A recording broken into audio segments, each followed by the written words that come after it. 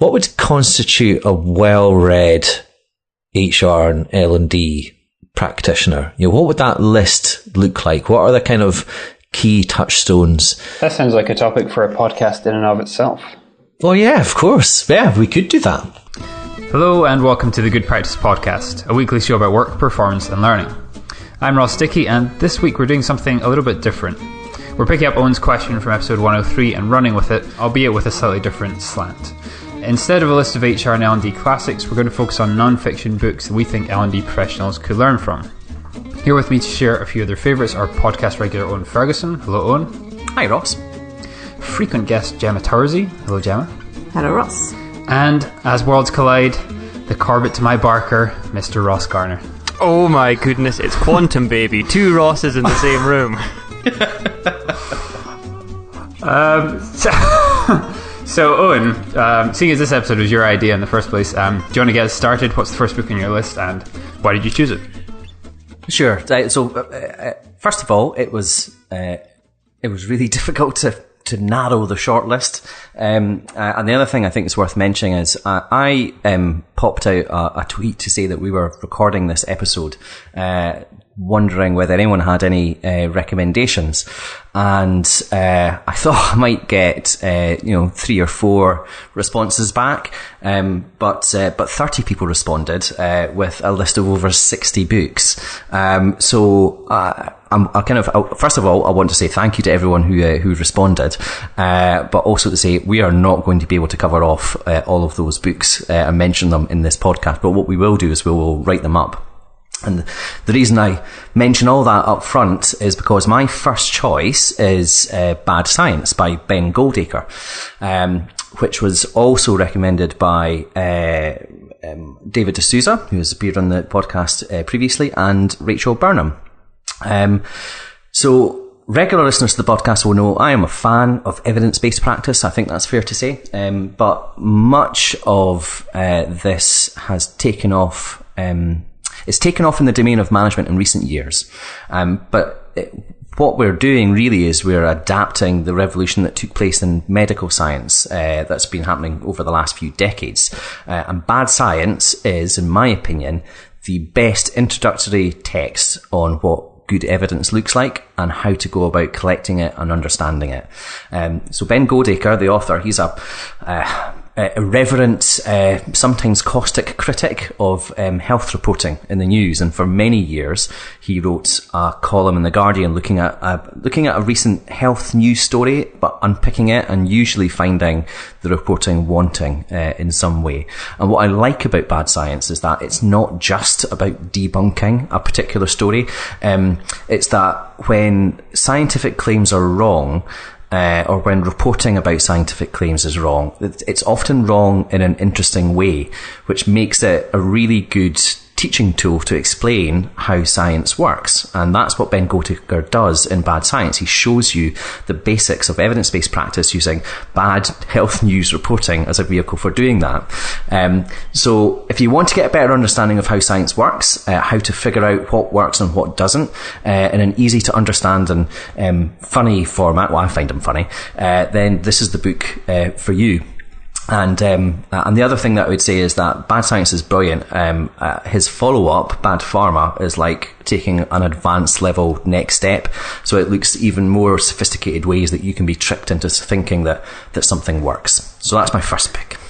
A particularly timely example, because I was woken up this morning where the radio alarm went off and the newscaster announced that study has found there is no amount of alcohol that is safe to drink in your lifetime. And when I finally had stopped screaming, I was like, I need the Ben Goldacre, light in the sky. Come and tell me that it's wrong. So how do you think that applies specifically to, or what's the sort of the main takeaway from Bad Science for L&D practitioners? I think it's a really great introductory text and into how evidence works, how you can use research approaches to find out whether something has worked or not. I mean, that's ultimately what medical science is about. It's about creating new interventions and finding out A, whether they work, and B, whether they work better than the thing that we're already currently doing. And so the techniques that they use can often be adapted into, they can be applied to a workplace context. It's often relatively easily. And it's just about having a bit more rigor in behind it. There's also a mindset shift in the way that you particularly digest the media, but media, newspapers, news reports, blogs, what conference speakers are saying, anything like that is thinking about how they're using the evidence. They're interpreting it correctly themselves. Yeah, absolutely. Yeah, and it does get you thinking more critically about what you're hearing and what you're reading. Speaking of critical thinking, Gemma, I believe you have a book to recommend on that topic. Yes, it's called Critical Thinking, and it's written by by Richard Poole and Linda Elder, and they are founders of the Foundation for Critical Thinking in the US, and they've written a book that provides you with the tools for taking charge of your professional and personal life. So the book covers the elements of thinking and then the standards, the intellectual standards that you need to apply to those elements to develop these critical thinking traits, the good intellectual traits that you carry through absolutely everything in your life, both professionally and personally. And it's particularly useful, I think, for L&D practitioners when they're thinking about the types of training or learning or performance support that they want to provide, because it forces you to really think about the purpose and then the question that you're trying to answer. It makes you question the type of facts and information that you're getting, which is exactly what you're talking about with science. Really analysing whether the information that you've got is inert knowledge that you've just memorised and you have no idea why you know it, or whether you're using it correctly, whether it's activated ignorance, which is where you're just using something falsely, whether the information you've got is active, correct knowledge, and it makes you pick through everything in absolute detail because you're applying standards like clarity, precision, accuracy, depth, breadth. And it talks you through, the book goes through absolutely everything in minutiae detail, and it takes you through activities that you can practice. And it's one of these things, I think, critical thinking, that's just going to take a lifetime to perfect, and maybe you'll never be perfect at it, but it really makes you think so deeply. And sometimes that can be intellectually painful. Sometimes it can just be so enlightening. And there's also sections about strategic thinking and decision making, and ways, I guess, to take control. So when you think critically, you take control of your mind, but you take control of your emotions and your decisions as well. So all in all, it's a superbly written book, as you can imagine, with someone that thinks so deeply about everything that he is thinking and saying, and people that have really analysed everything. And it is superb, but it's one to really take time over, to reread sections, to do every single exercise that they propose, and then start applying it and really take charge. And they wrote it together, you said, 2 authors. Yeah, I think they're a husband and wife, and unfortunately Dr. Richard Poole has passed away, but Linda Elder is still working and lecturing and writing more books. Can you imagine saying, "What do you think of this draft?" And you go, "Well, let me start my critical thinking." I know, and that's the thing. You start going down rabbit holes and then questioning absolutely everything, and it just takes forever. but no, it's superb, and it does. And like you say, it really. You read things in the newspapers and you just think, oh my goodness, there is absolutely, this is just nonsense. Clarity. And then it asks you to start demanding it of other people as well, but that really doesn't wash when you try it with your parents. Never try and make your parents be more specific or accurate about what they're saying, because mostly it's just nonsense that they're talking to. Yes, some battles are not worth fighting. No, never. Accept what your parents say. And move on. We were talking about this book yesterday, Gemma, and you were comparing your study of critical thinking to your training for this open water swim that you're going to be doing this weekend, and sort of, exercising muscle groups that perhaps we're not used to exercising on that regular basis. Do you think that's why critical thinking is painful? It's just we're not used to sort of approaching things in this way. Yeah, I think so, because it just takes a lot of effort. And, when you're busy and you're being faced with so much information, I guess that's the thing, isn't it? And with your parents, it's just sometimes you accept that maybe there's an element of, there's not as accurate or as clear as you might hope. But I think when you're going about particularly designing something at work, or when you're really trying to achieve something in your personal life, like trying to swim, I've got a big race tomorrow in Loch Lomond, and then it's about really planning and thinking and being accurate about your purpose and then how you're going to go about it. But yeah, it takes effort. Everything takes effort and time and frustration. But ultimately, it will be worth it. Speaking of frustration, Ross, what book have you some segue. So I'm going to do that for every transition in this episode. Yes. So I wanted to recommend Factfulness, which is, my goodness, very similar to what Gemma was talking about, reading things in the news and being suspicious of it. And it comes with a game, so I thought we could do the game for a little bit. So, for example, it's a quiz, A, B, or C. In all low-income countries across the world today, how many girls finish primary school? 20%, 40%, or 60%? So what do you mean by low income? You're the wrong person to ask this. It's a quick You're thinking too critically. What you would perceive to be low income, shall we say?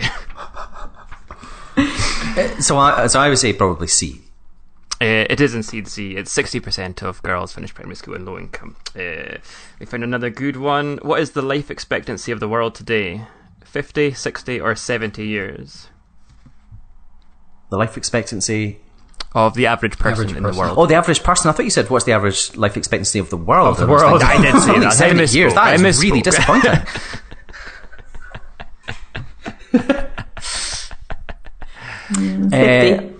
I would guess no, 60. I think it's probably more than that. It's been nudged up. I'll go and say 70 on average.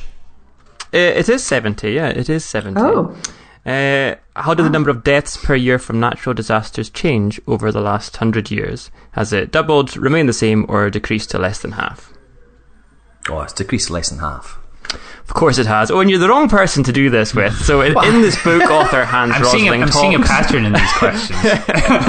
It always seems to be option C.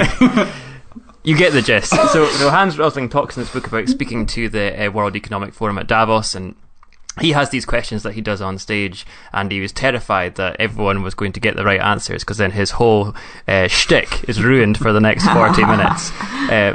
Almost all of them got it wrong. So that they didn't have Owen in the audience. So the general idea, though, is that the world is much more boring than you think. There's less catastrophes, less wars, less famine. Everything's basically getting better. Back in the 60s, there used to be a developing world and a developed world. Those distinctions don't really exist anymore. Almost everyone is in between super rich and very poor, but the people on each end are very small in number. Yeah, so it's almost like the world is less bad than the news might lead you to believe. Yeah, I was going to say that sort of feeds back into what Owen was saying about the way that things are reported, because I think and with that last question I was leaning towards deaths from natural disasters having doubled, because I was hearing how global warming is leading to more and more of these catastrophic events, and it certainly feels that way from watching the news, But yeah, I mean, presumably our way of defending ourselves and also just medicine has improved since. Yeah, medicine, vaccinations, flood prevention. People have more money, so they can get out of the way. They own a car, so they can leave areas that are in trouble. All these kind of things. So the link to L&D, I would say, is that there are a lot of narratives in L&D that we hear all the time about people changing jobs more often than ever. Millennials very different from older generations, and one of the things that Hans Rosling recommends is that you plot the stats rather than looking at an average, and you'll see that normally these extremes have a massive overlap in the middle. And he passed away last year before finishing the book, so his son and daughter-in-law finished it. So kind of a sad, but it's his life work encapsulated in a book, and it's good fun. Is it one of those ones where you kind of need to buy the actual physical copy? I imagine that it's probably got quite a few charts and graphs and... Yeah, lots of charts and graphs, but he's got a TED Talk, and that covers most of it. So don't bother getting that book. I know, I was just going to say. So what you're saying to me is that in 20 minutes I can cover off all the points. You'll get the gist in 20 minutes, but the book goes into more depth. And the book has encourages ways of thinking to overcome this. So it's not about memorising facts, it's about changing the way that you would perceive the world. Well, I am going to shamelessly recycle a book recommendation from a previous episode, The Checklist Manifesto by Atul Gawande, which was also a popular suggestion on Twitter. Robert Panetti, I'm sorry if I'm mispronouncing your name, Craig Taylor and Danny Seals all recommended this book. And basically, in the Checklist Manifesto, Atul Gawande sort of sets out his case for checklists as the solution to errors and mistakes that he sees as a result of sort of rising complexity in the way that we work. And he starts off in the aviation industry, which is sort of the birthplace of the checklist as we understand it today, highlighting the fact that despite great expertise and a high level of training, the best pilots still made mistakes that, in that environment often prove fatal. And then he sort of draws a through line to his own profession, which is medicine, and talks about how the solution to rising complexity in medicine has been, until now anyway, has been to sort of increase specialism. So, surgeons who specialise in very specific areas of the body. As in aviation, this hasn't really resulted in, at least not in the eradication of mistakes and errors from medical procedures. So for Gawande, the answer to this increased complexity is the checklist. So just having a sort of simple checklist that reminds people the steps they need to follow in complex procedures will decrease the number of errors that you get and improve performance across the board. And he sort of trialed this with the World Health Organization, rolled out across a number of test hospitals in different countries, and they did find a marked reduction in deaths resulting from what they call complications. And so I guess sort of the link with that to learning and development is that I think there's sort of a tendency to assume that greater training or better training or whatever you want to call it will always result in performance improvement. But sometimes, it's about, it can be something as simple as a checklist, and that's all you need. He did an excellent interview with the Freakonomics podcast that I recommend people listen to. What is this Freakonomics podcast of which you speak? Good. Yeah, it's the Good Practice drinking game. Ross mentions Freakonomics. Everyone take a drink. So yeah, I loved it. Checklist Manifesto was kind of on my long list because it is brilliant, and it's I think that recognition that even the most experienced people are prone to forget and make mistakes.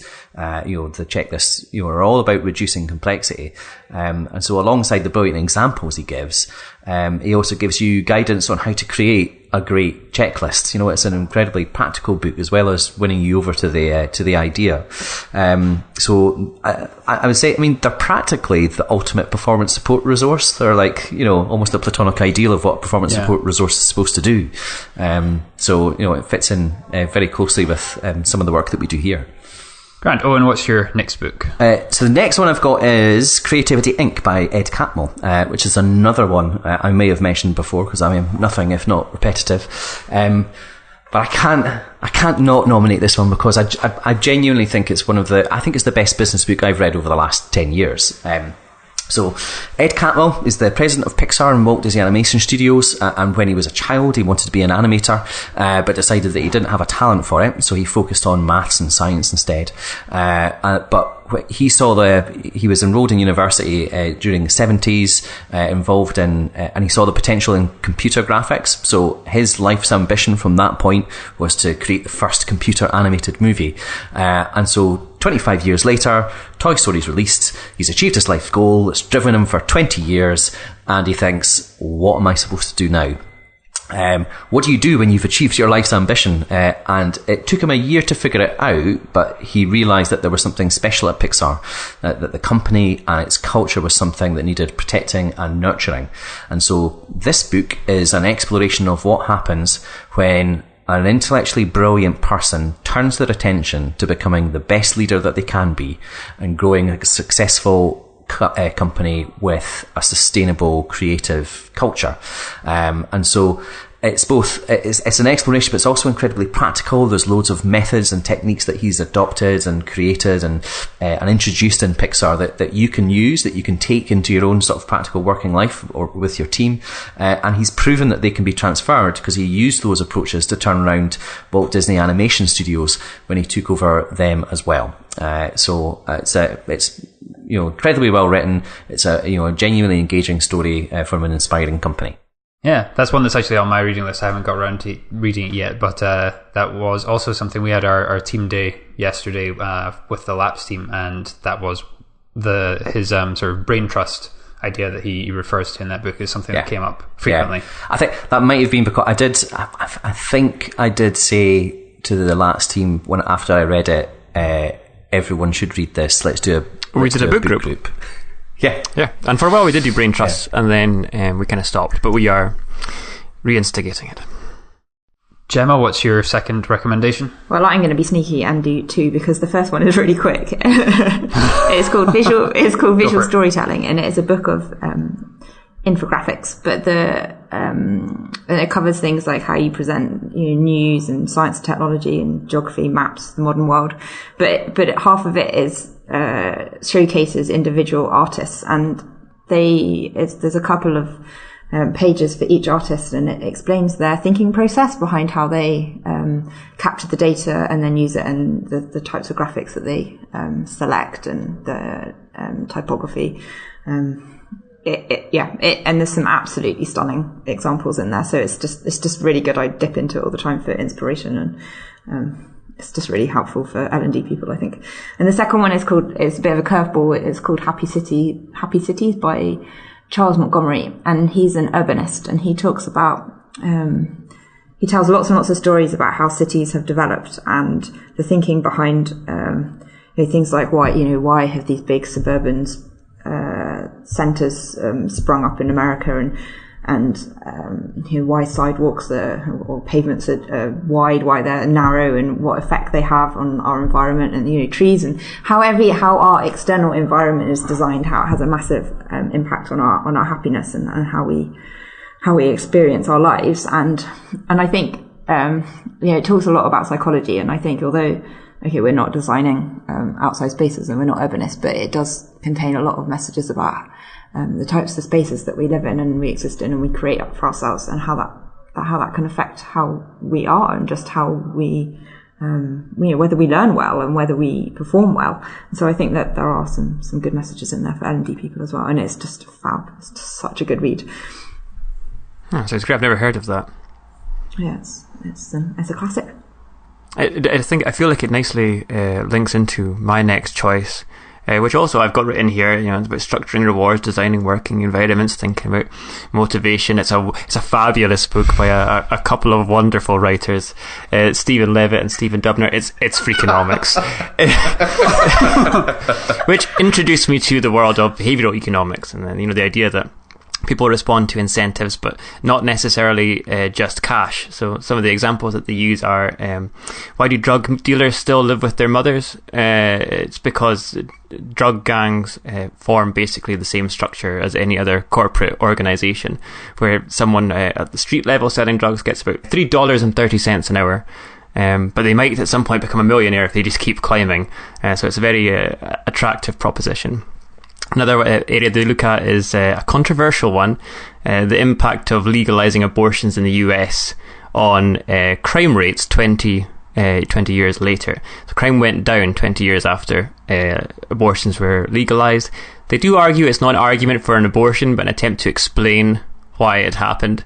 but that's an area that's caused a lot of controversy over the years. And they've got a podcast, which I reference every single week. So if you're interested in Freakonomics, the journey doesn't stop when the pages end. You can... Indeed. I think also recommended by Neil Gavin when I put that request out on Twitter. He recommended both Freakonomics and Super Freakonomics. Yeah, so it's not just me. I haven't actually read Super Freakonomics because thanks to the podcast I was so familiar with so many of the stories in the first Freakonomics book that I was like, oh, there's the other one. But it's again an interesting way of thinking about how you design environments and incentive structures and things. Well, my last one is a bit of a curveball and is also sort of related to incentives. It is What Money Can't Buy, The Moral Limit of Markets by Michael Sandel, which is also a book I have previously mentioned on the podcast. But basically in the book, Sandel explores the sort of pervasiveness of market thinking and the impact that has on, a society where everything can be reduced to its price. And Sandel also has a very good podcast on Radio 4 called The Public Philosopher. I think actually it's also a sort of link there to critical thinking. I think just the way that he sort of dissects arguments and presents different opinions from a sort of philosophical point of view on the same topic is really interesting. But I've chosen this specifically for the section of the book which deals with financial incentives for education. And so he references a study in which school students in a sort of deprived neighborhood were given financial incentives to improve their performance in school. So for every A they got, say they would get $10 as an incentive. And they found that in the short term, academic performance improved, but once the incentive was taken away, the improvement then vanished and they sort of returned to the level at which they started. And his whole argument throughout the book, he uses lots of other examples, but his whole argument throughout the book is basically that the introduction of market thinking causes us to value things differently. And it's the sort of intrinsic versus extrinsic motivation. So rather than wanting to learn for its own sake, you then learn because you're going to get money at the end of it. And yeah, the link there to the way that we think about learning in our professional context is sort of around the kind of gamification angle. And, sort of if we start offering people points for completing courses or for getting to a certain stage in a course, do we then change the relationship with that learning and, only cause them to want to learn if they get some sort of reward for it? It's even more fundamental than that we've been talking over the past few weeks about the difference between learning and education and what our roles are in L&D. And if anyone's interested, there's 3 weeks of podcasts probably to go back and have a listen to, starting with the evidence-based L&D. Yeah. Grand. We will put links to all of these books in the show notes, and as Owen said, we'll also include a list of the other suggestions in a separate blog piece. Yeah, I think it might be worthwhile. I want to mention the ones that got multiple nominations very quickly. So, and actually, the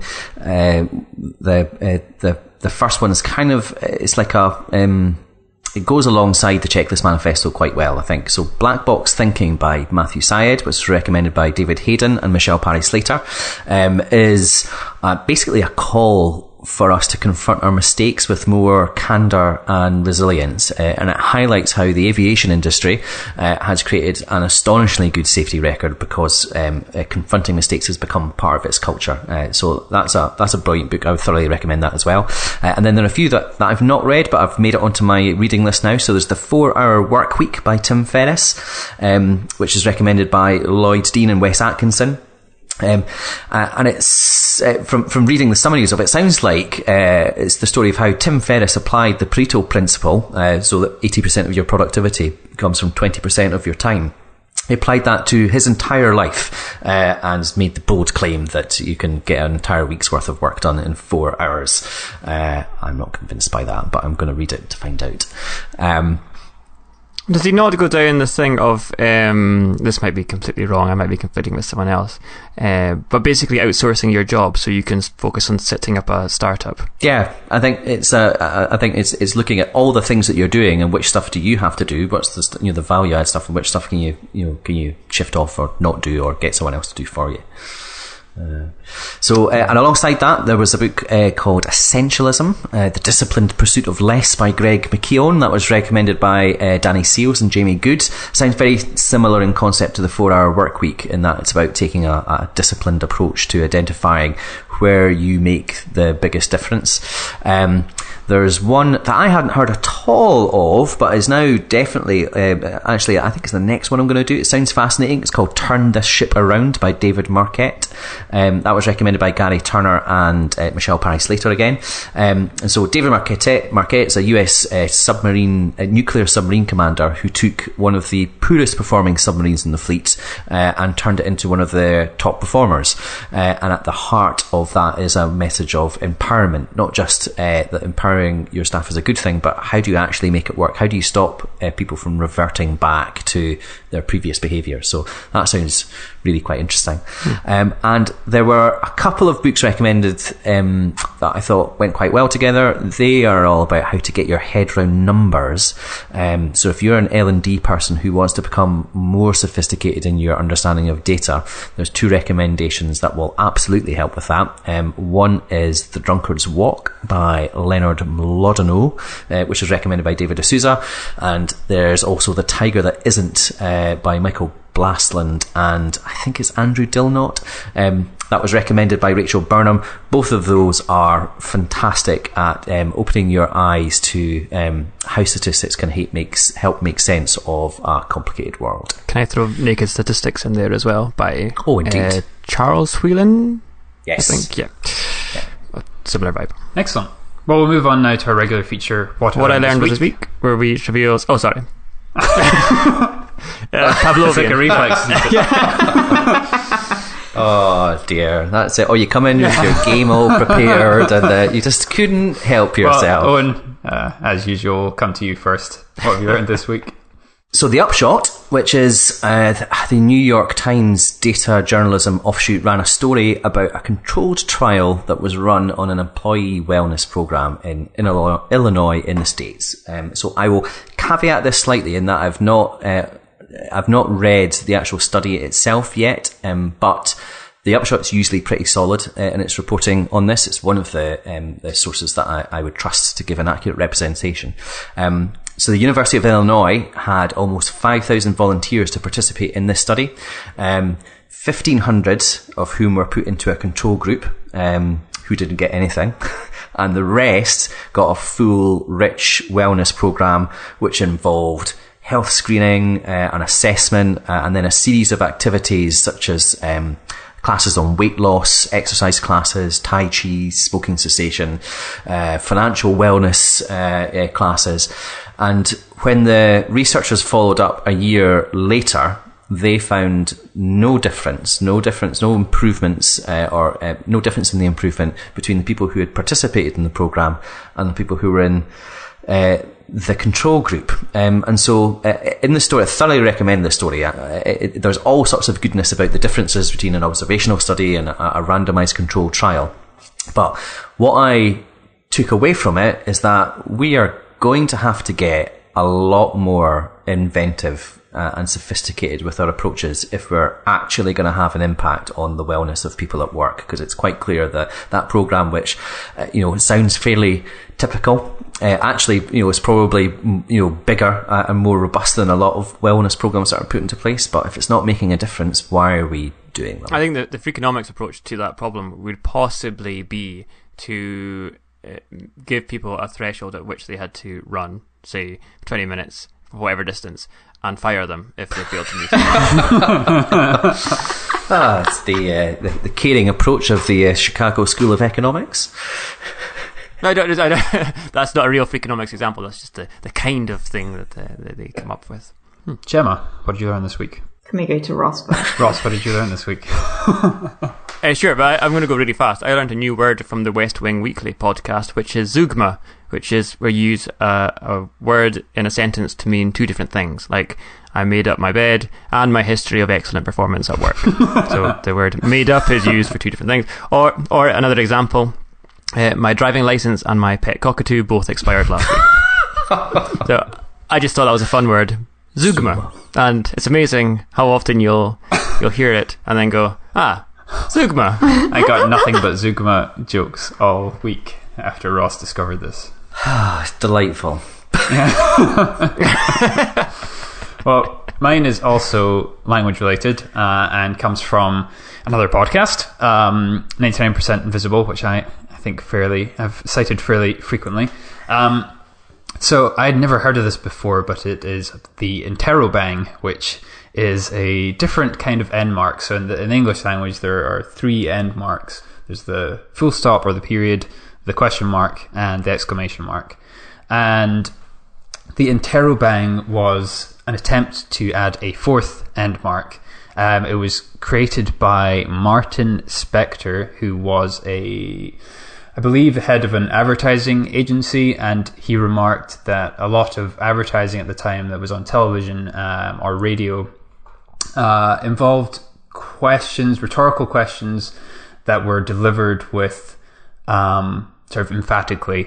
So examples of this are like sort of got milk, or where's the beef, or the Budweiser one, which I'm not going to humiliate myself by committing to audio. Were these delivered emphatically via mail? Zugma. Oh. I was racking my brain trying to think of one. Anyway, we can cut that, right? Yeah, I think so. So the interrobang was a way to convey that same sense in written copies. So in a written ad that you'd see in a magazine. As most people probably won't have heard of it, or I assume anyway. There's not much surprise when I say that it didn't catch on, but there was a while where Remington offered the interrobang as an optional key on their typewriters, so you could pay a little bit extra to have an interrobang key. That whole episode of 99% Invisible is also great, and we'll include a link to that in our show notes. Gemma, what did you learn this week? Wow. This week I thought, I read the news and it turned out that so coconut oil, which has been promoted as something quite healthy and, all good runners and swimmers should be eating, actually, it has more fat in it than beef lard. And so you should absolutely not eat coconut oil. But, I can say that I've learnt it, but frankly, I now need to go into all the detail and find all the statistics that they're using to suggest that this is the case. So I'm not sure whether I've learnt it or not, or whether I'm just sort of now mulling on whether this is, activated ignorance or activated knowledge. So I need to go back and do some proper research. It did seem to come from quite a reputable source, is it not? The head of the College of Physicians or something. I did look at it and think, and she described it as, could be described as a poison. I know. Well, I have stopped using it, so I clearly have accepted this as truth, but nevertheless, yes. I prefer it. I prefer it to other oils. Are you mulling on that problem and on your chair? Oh, honestly. And on that note, I think we'll wrap up. All of these. Cut all of them. Cut Ross. Let's just cut Ross. And that's all for this week. If you'd like to share your thoughts on the show, you can contact us on Twitter. Owen is at Owen Ferguson. Gemma is at Gemma Towsey. And Ross is at Ross Garner GP. You can also get me at Ross_Dickey. Next week, Owen and I will be back, where we'll be joined by Gary Cookson, discussing how we can bring together different functions and organisations to enhance the employee experience. Thanks for listening. Bye for now.